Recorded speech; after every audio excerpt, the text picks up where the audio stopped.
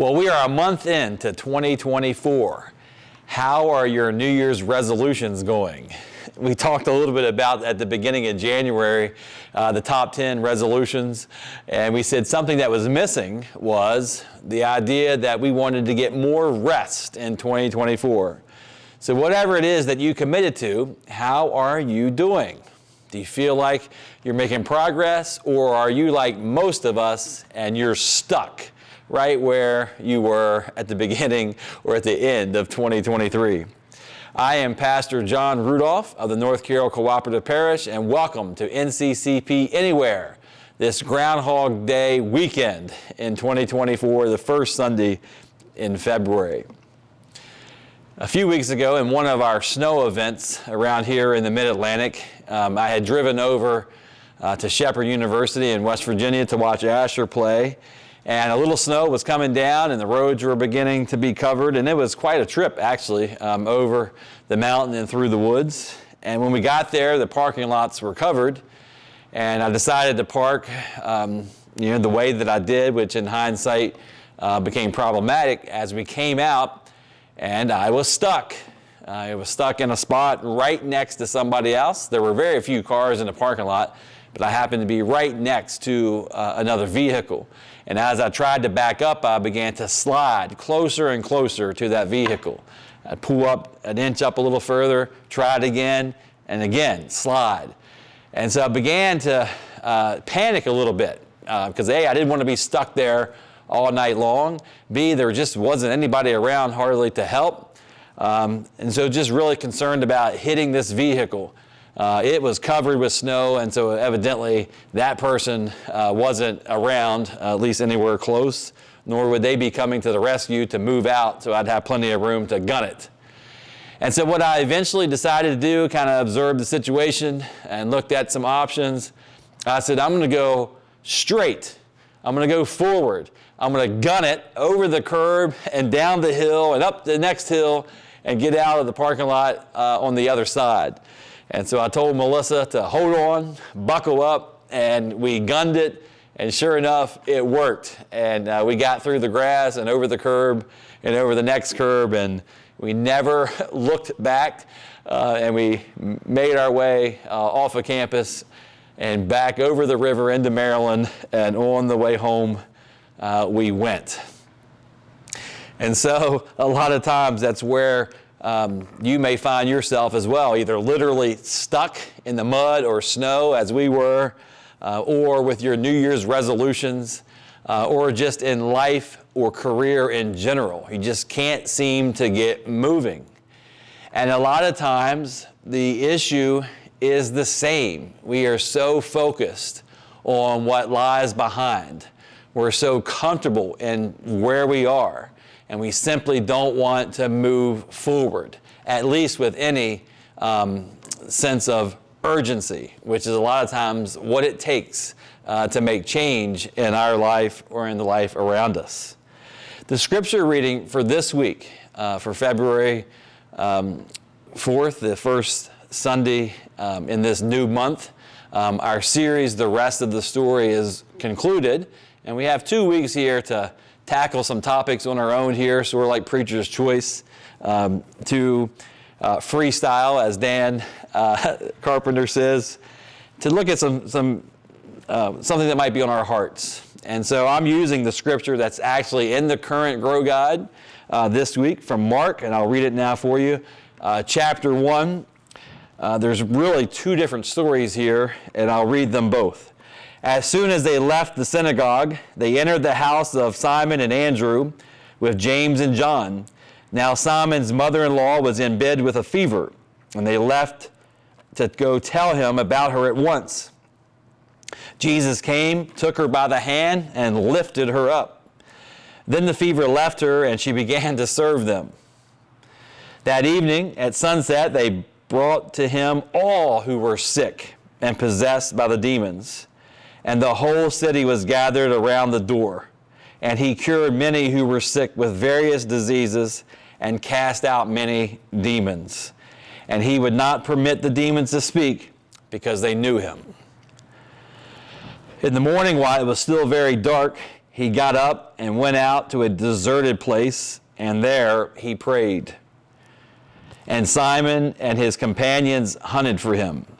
When they found him, they said to him, "Everyone is searching for you." He answered, "Let us go on to the neighboring towns, so that I may proclaim the message there also, for that is what I came out to do." And he went throughout all Galilee, proclaiming the message in their synagogues and casting out demons. It may have been mentioned last week by us in the pulpit and Dave Staywick here on NCCP Anywhere, because we had a reading from Mark last week as well in chapter 4. What was mentioned was probably the urgency of this message. In fact, this is just chapter 1, and we don't hear anything about the baby Jesus or Mary being pregnant, any of those early items that we get from Luke and Matthew. The Gospel of Mark gets right at it, right with the ministry of Jesus. In fact, you'll see the word immediately all throughout these early chapters of Mark. And he is teaching, he is calling, he is healing over and over again, and we haven't even escaped chapter 1.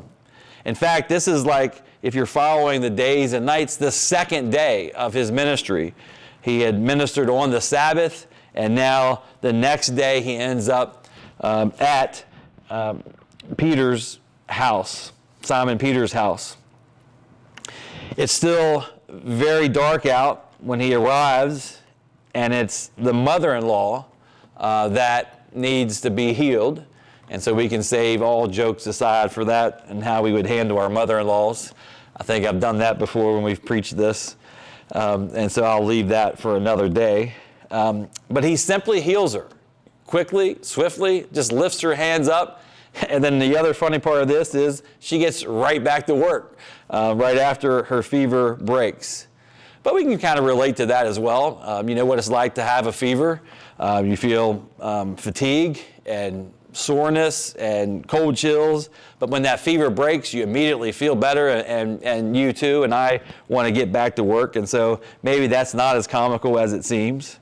But then the disciples who are witnessing this, they start to spread the word, and everyone comes by the house, and they want to get in on the action, and so they bring all the sick and the lame for Jesus to work on them as well. We get a little foreshadowing when he talks a little bit about the demons that were possessing some of the people, and he commanded them not to speak. This is going to come up again later in later chapters where the demons seem to recognize, even the demons recognize who Jesus is, even if the human beings around, including some of the disciples, are confused.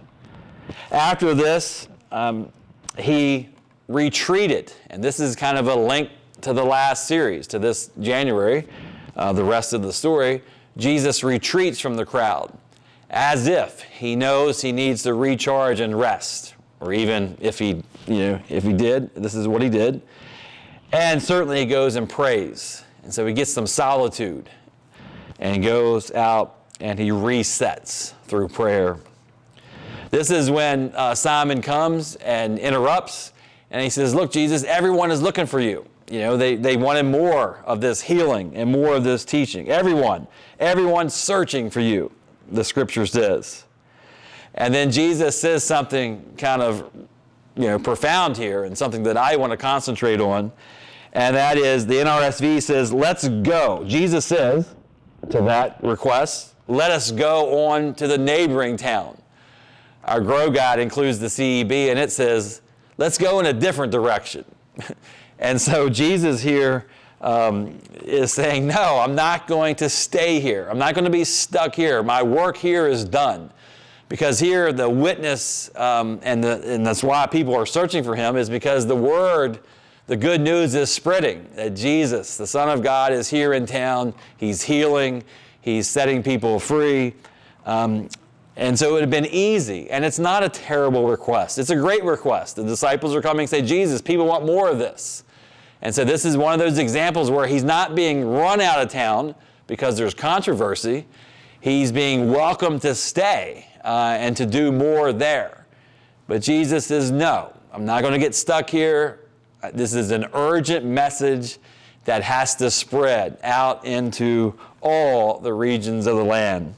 And so he says, let's go. And so he went to work teaching and healing in all of Galilee, proclaiming the message in their synagogues and casting out demons all along the way. So this is 2 paragraphs, 2 parts of a passage that could be divided out, and we could spend time on any number of these verses or topics.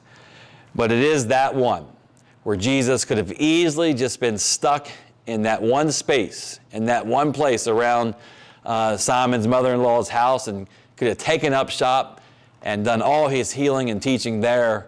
But that wasn't the mission. The mission was to go from Jerusalem to Judea to Samaria and beyond, the whole ends of the earth, to spread this message. Jesus was not stuck. He was not looking back. He's not saying, oh, this is comfortable.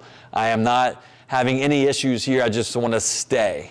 And so many times that's where you and I find ourselves. Not doing anything evil, not doing anything bad, but just simply stuck. And a lot of times it's because simply we're comfortable doing it that way. Except our life cannot be at its best if we continue to stay where we are, especially our life of faith. God is continuously calling us to go out and spread the gospel, the good news of Jesus the Christ, and to not stay put, to not stay where we are. Our faith in general, personally, with God, is one that is supposed to grow in love of God and love of neighbor. And so even metaphorically, we can't stay where we are, or spiritually. We need to allow ourselves to grow. I was reading a fun little article about what it means to be stuck. And it listed in the spirit of thinking about the top 10 New Year's resolutions. Here are some top reasons to know that you are stuck. And so if you experience these things, then you're probably stuck and you need to to move on and beyond and move forward. It says, and the first couple are kind of humorous. If you're dressing the same way that you did a decade ago, you might find you're kind of stuck where you are. So get rid of those old clothes, go get a new wardrobe, I guess is that message. Number 2, and I'm guilty of this, you listen to all the old songs that you used to listen to at different periods of your life. And so you're stuck with the classics from your time period. I love 90s R&B and 90s country, and so I guess I'm guilty of that pleasure. Number 3, you love reminiscing over old photos. Again, guilty as charged. I think with those 3 too, it's human nature to do some of that, but I think they mean that that's all you do in terms of those categories. Now we get to a little bit more important. Number 4, you complain, but then you don't change. So you complain about where you are, you complain about yourself, you complain about your circumstances, but you're not willing to do anything to change who you are or your circumstances. Number 5, you feel deep regret over the past. And so again, that's that looking back in the mirror. It's trying to go in reverse because you regret your past. You want to go back so that you can confront your past and make changes there, which is impossible to do. Number 6, you turn down opportunities. And so there's plenty of opportunities around you to be different, to do something different, and you turn them down. Again, a lot of times that's from the comfort setting that is triggered in us. And then number 7, you don't feel excited about the future. And so that's a morale thing and something emotional outlook where you don't see how tomorrow can be different. And so if you're experiencing a number of those things on that list, then it might be that these symptoms are showing you that you are stuck where you are. And it's really an unhealthy place to be physically, relationally, and certainly spiritually. And it's something that in this passage, Jesus didn't experience any of this. He had opportunities to go, so he is going, and he left that town. He didn't feel regrets about his time there in Simon Peter's area. He didn't not feel excited about the future.